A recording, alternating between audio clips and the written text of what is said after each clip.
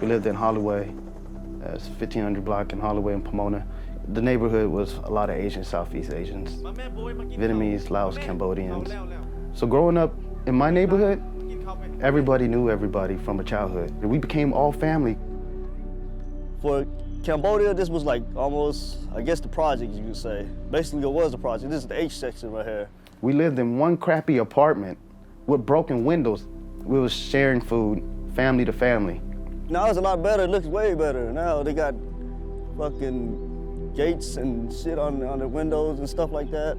First day of school, everybody had a couple new gear. My brother got a new pair of pants, I got a new pair of shirts. The next day, we switched that.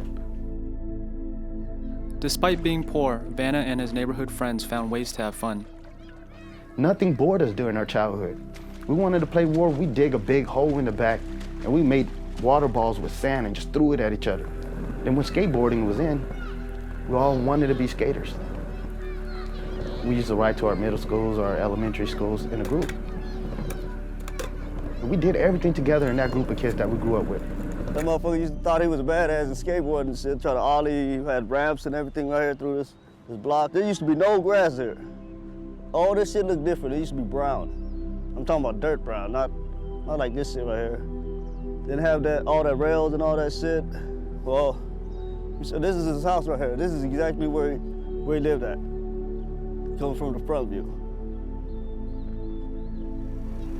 Back then he was like so young, like probably 8 years old. He's always hanging around with me and my little brother. He's always been a troublemaker around Holloway. He's always out there running, chasing other kids, fighting, arguing with other kids. So one time he got beat up, something like that, and then I went up to him and say, "Do you want to beat him up? I show you how. Just come with me. I'll teach you how to fight and all that stuff."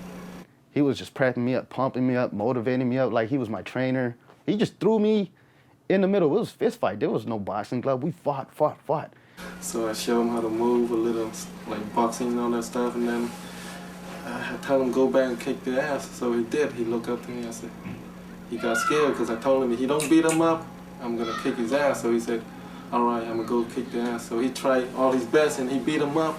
And then the next day I take him again and fight all the kids around there. And one time he lost, so I pulled him out and beat his ass down with my brother. And he cries, and I say, look, you better win. There's only one way to win. You gotta be strong, you gotta keep on fighting, don't ever give up.